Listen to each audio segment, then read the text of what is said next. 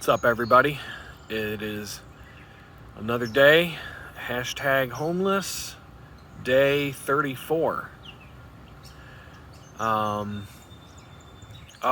It is another early morning video. The reason why I'm doing these so early is because I just have to get out of the shelter as much as I possibly can. It's grinding me down to the point where the less I'm there, the better I am.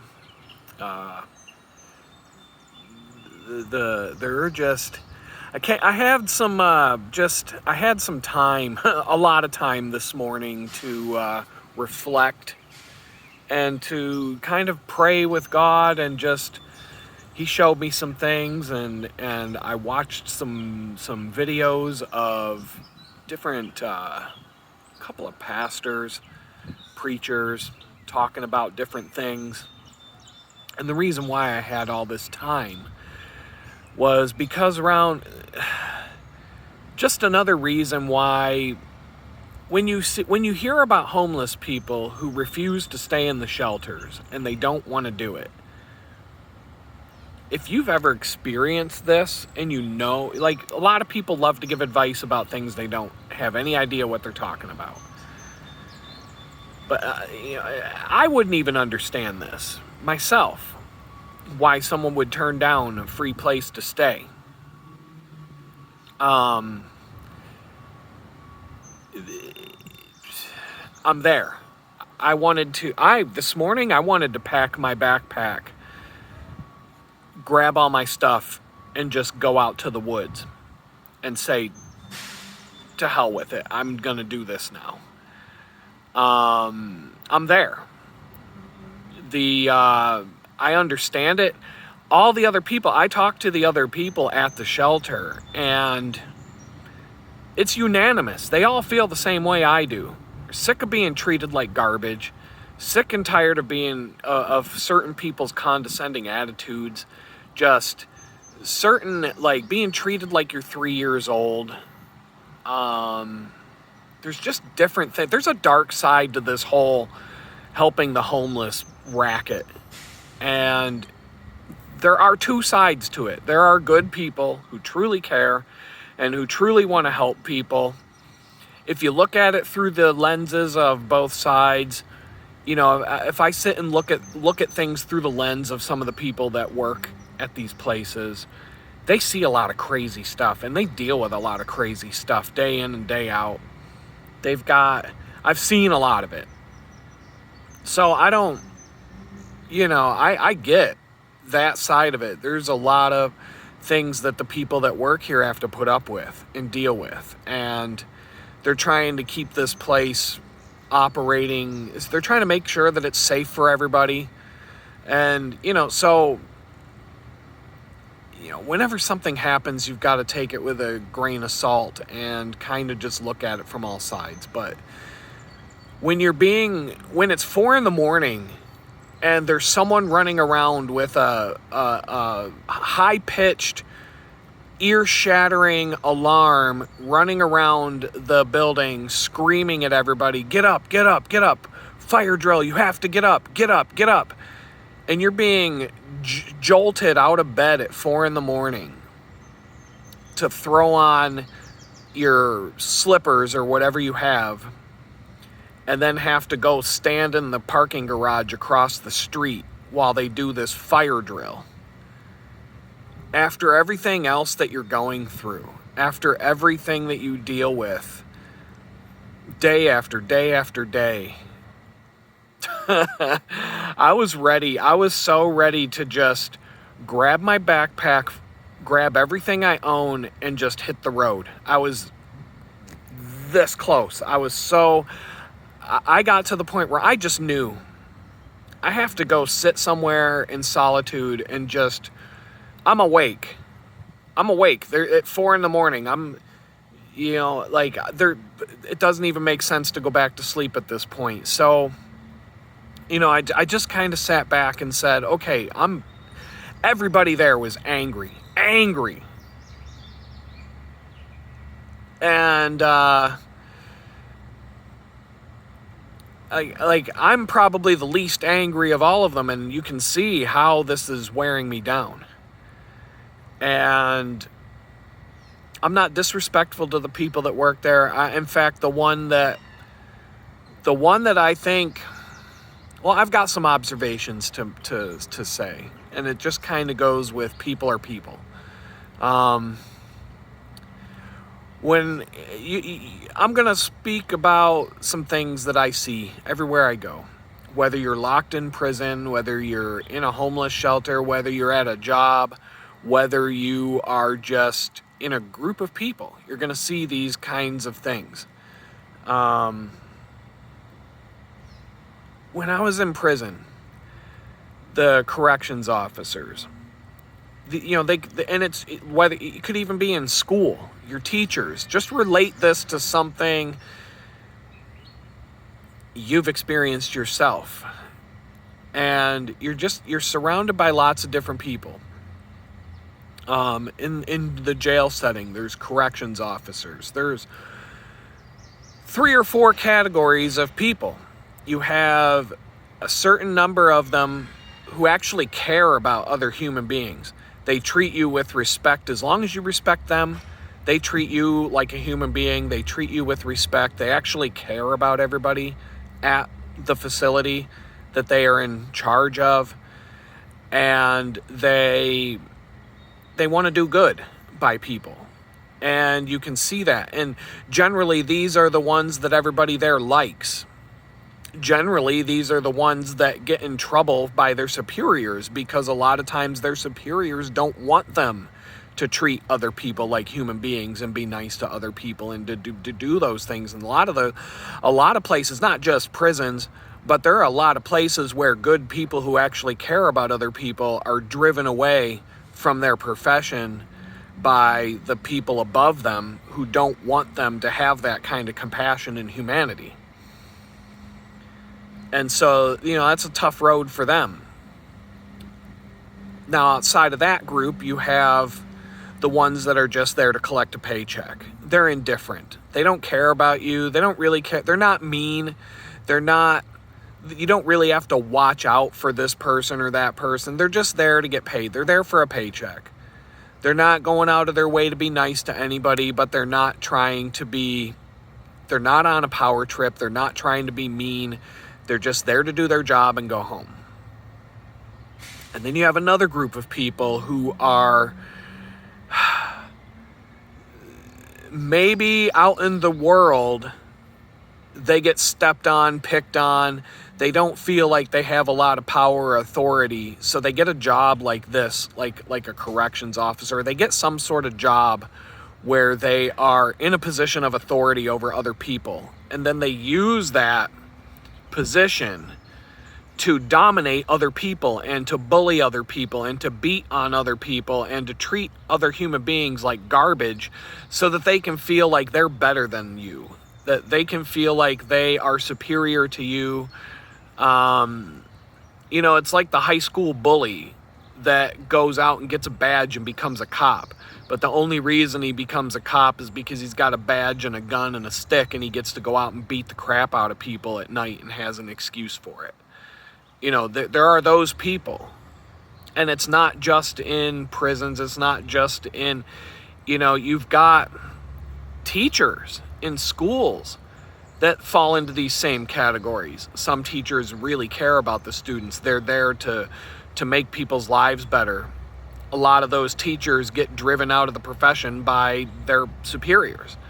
You have, and then you have teachers that are there to dominate over you and to just bully you and to treat you like garbage because they're in a position of power over you. And for whatever reason, they're not getting it when they go home to their wife.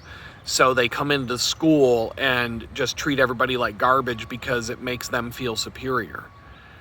And then you have another category of people that started out on one end of the spectrum and they kind of switched to the other side of the spectrum because of the things that they've been put through or the things that they've experienced.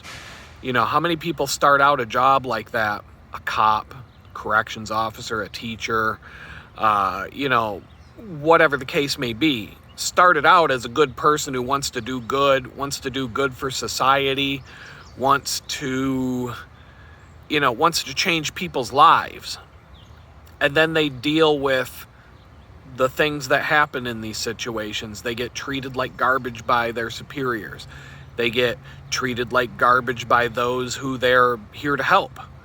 And it grinds on them and it wears them down. And then over time, they become jaded, angry, and they start treating people, they pass on what they've received to those who they were once trying to help, and just start being jaded.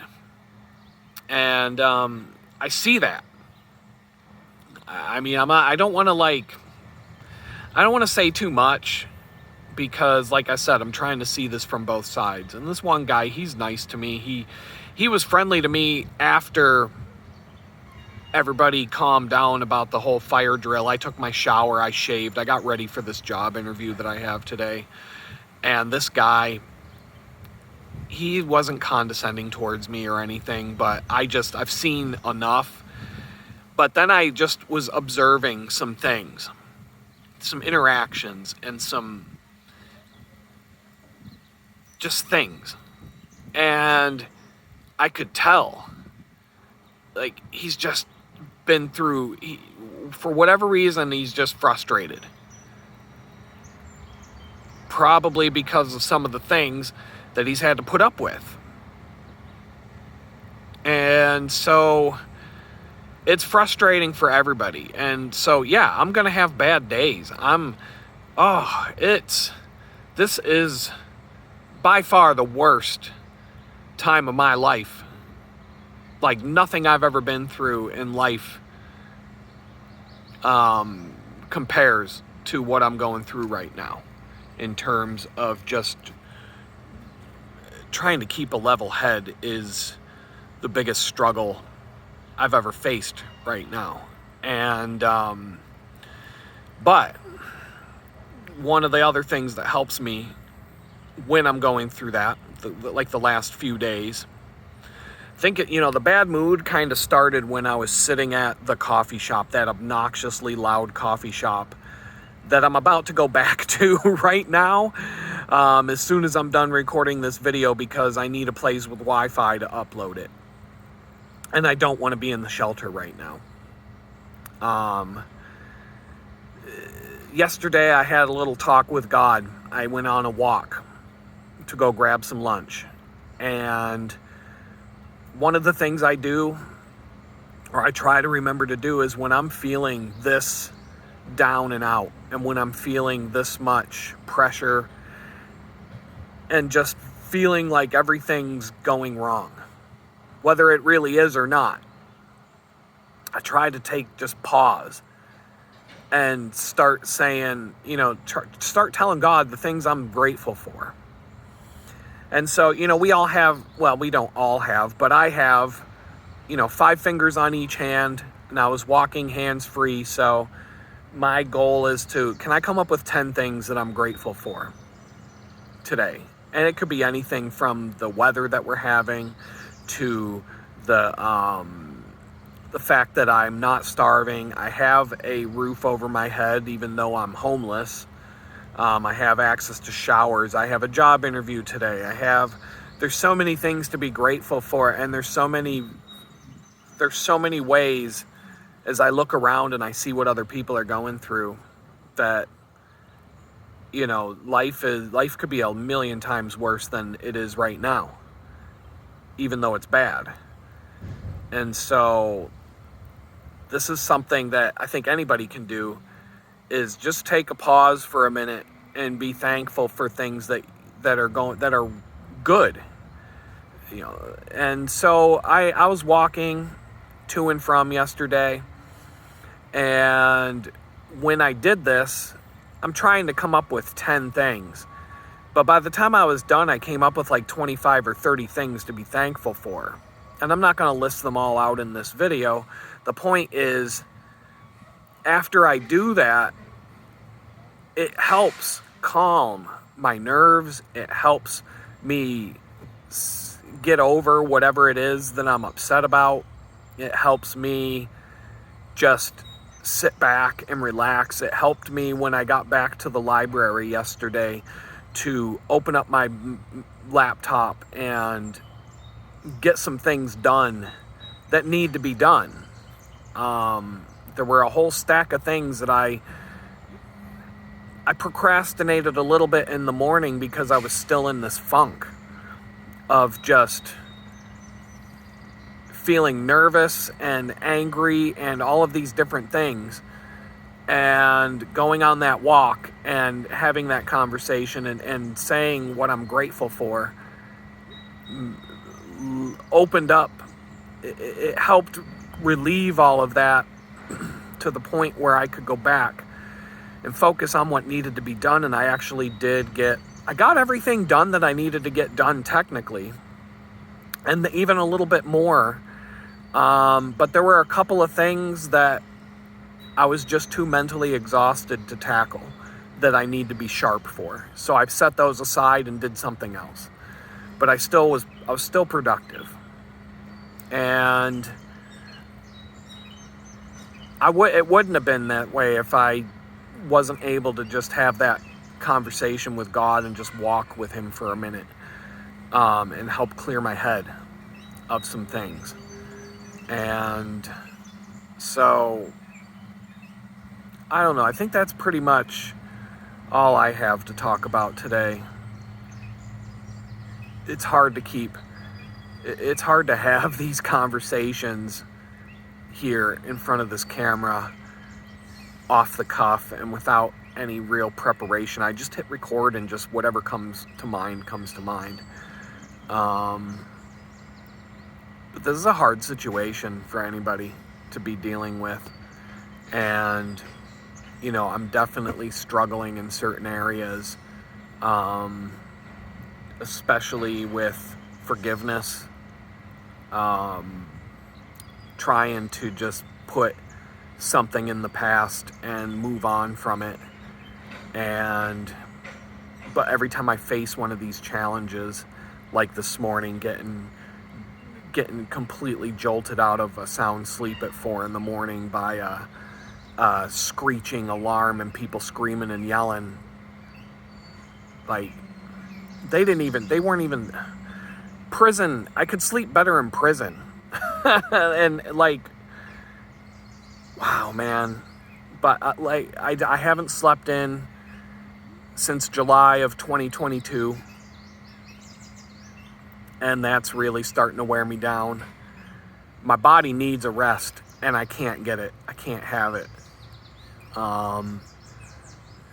It's impossible.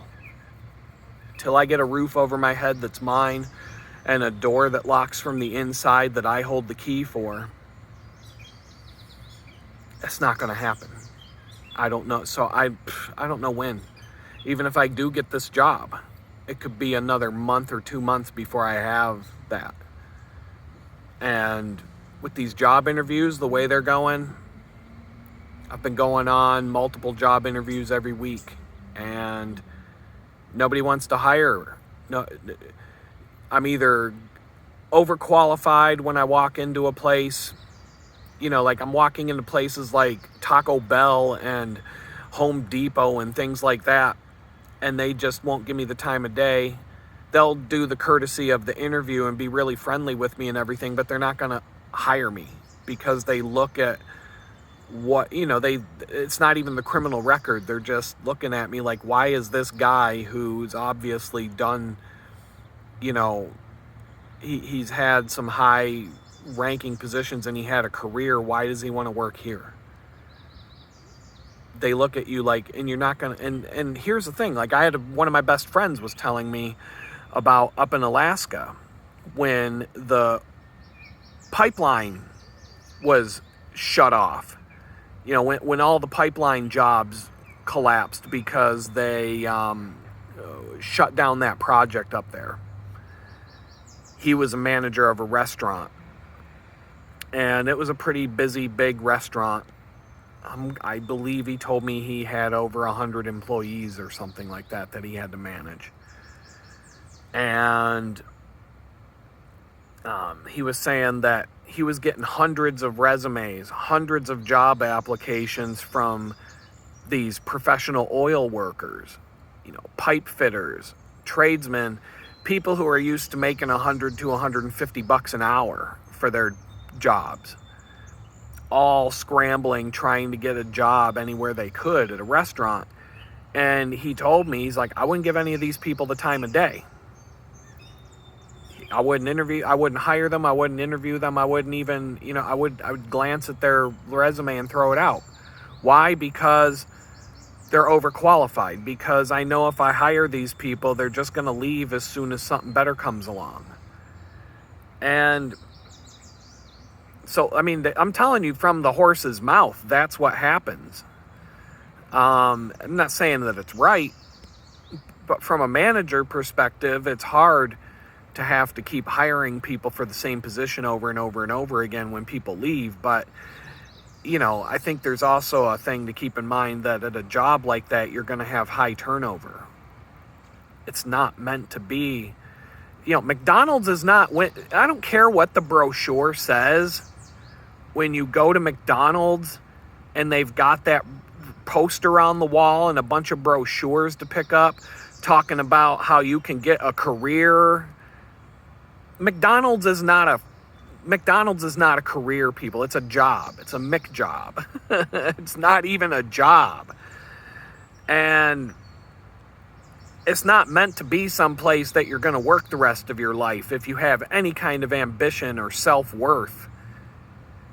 I think the only way you can call McDonald's a career is if you have to be at least the manager of the restaurant. You have to be at least working full-time, getting the benefits, and you have to be at least the manager.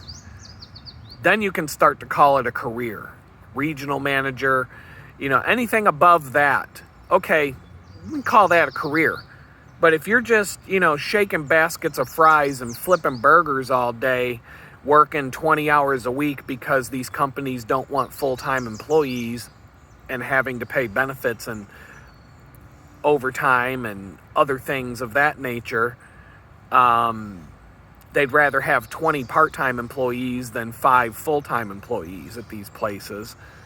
That's not a career, folks. It's not a career. But they can lie all they want on their marketing BS, but it's not a career. But yet, they don't want to hire someone for these jobs that had a career because these people are going to leave when they get something better. But that's what you're supposed to do at a job like that, whether you are starting without having any experience or whether you had a career and you're just looking for a paycheck. You're not supposed to stay at McDonald's for 25 years. In fact, there was this woman in high school. I worked at Burger King, and there was this woman. She was an old lady. She was in her 70s, maybe closing in on 80. And she had been working at this Burger King for something like 40 years.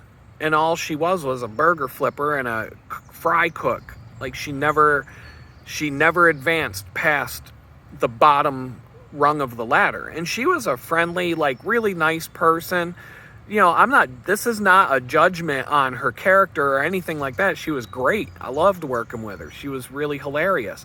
But I'm sitting there one day and they hire you at minimum wage at a job like that. And then, maybe every year you get a 6-cent per hour raise once a year. So instead of making $4.25, you're making $4.31 an hour or something like that. And this was back when I was in high school. $4.25 was the minimum wage. And so we kind of did the math. And we're like, she's been at Burger King for 40 years. And when you factor in the fact that she's getting a 5-cent raise every year, doing the math, one, carry the 2, divide by this, multiply that, whatever. You do all the math. And it turns out probably after 40 years, she's still making minimum wage. Because minimum wage was probably the way that she got the biggest pay increases. 5-cent raise every year, and then all of a sudden minimum wage goes up $1. That's like 20 years worth of raises all in one shot.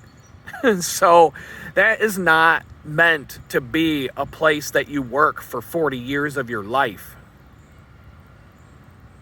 It's not. So, but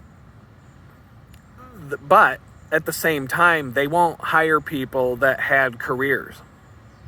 And that's like, it is what it is.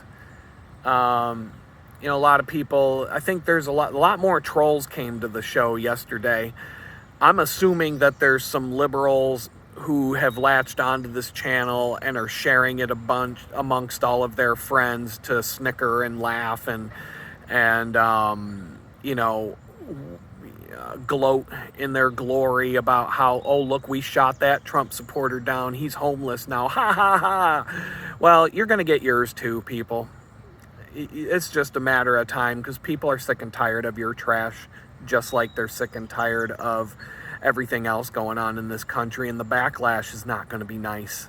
And, I don't want anything to do with it, to tell you the truth. I just want to get my life back together and forget about all of that. I'm just, I'm not even going to go down the political, that's about all I'm going to say about it today. But yeah, there's a lot of advice from people who don't know what they're talking about going on in the comments, and it cracks me up. Someone telling me that I don't need professional references because I was talking about that yesterday. Well, I have them now. I have a good number of confirmed professional references with phone numbers, emails, LinkedIn, web addresses, and who all are expecting to be getting calls from companies that I'm interviewing for. So that's taken care of. Like, the good Lord came through. I got what I needed. And companies do check those. I mean, it's been a long time for me. And it's certainly not every job that I apply for. Even a professional job where I'm going through 3 to 5 rounds of interviews over the span of a month before they make their decision.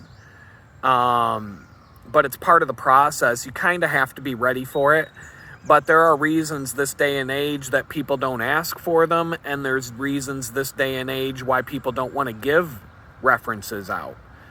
Companies I work for now, they say, we're not going to give you a reference, don't ask us. And it's not because they don't like you or they don't want to help you, it's because people are afraid of getting sued.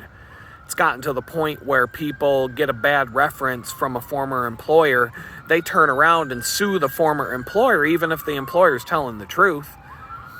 And so now employers are saying, we will only verify that that person worked here, but we will not speak in terms of their performance because we don't want to get sued. Because, some crooked judge is going to award a judgment in favor of a slacker that got a bad review. And so the companies are saying, forget it. I don't want that. So, and then a lot of companies don't ask you for references because they know if you're giving them a list of references, these are going to be your friends. These are going to be people that are going to say something nice about you. Like, who in their right mind would put together a list of people to call as a reference who would speak bad about them? I mean, nobody in their right mind would do that. So it's kind of like, as far as I'm concerned, if I'm interviewing somebody, I really don't care about their references because I know that if they give me a list of people to call, all these people I call are just going to speak highly of them and sing their praises. But they're not going to tell me anything real. I mean, that might be real. It might be reality, but nobody's going to give me a reference to somebody who's going to talk bad about them. So why would I even bother is what I'm getting at. It's something from the past that people used to do. And at this point in the game, I think companies just want to know. They're just throwing curveballs at you to see how you react and to see how you perform under pressure and to see whether you, it might strike somebody as odd if you can't give them a single reference to call. So I'm almost a half an hour here on this video. I can go on forever with this stuff, and I'm just going to stop. I'm going to go over to this obnoxious coffee shop. I'm going to hit upload, and then I'm going to go start to prepare for this job interview today. One of the best ways to prepare for a job interview like this sometimes is to do nothing. Do nothing until maybe an hour before the interview, start to get ready for it. Clear your mind, relax, just chill. Because the interview is going to be more about your personality and about being cool under pressure and, being in a relaxed state. And if you sit in a panic all day trying to prepare for it, you might give off the wrong vibe. So I'm going to let you go. Thanks to everybody who watches, and we'll talk tomorrow.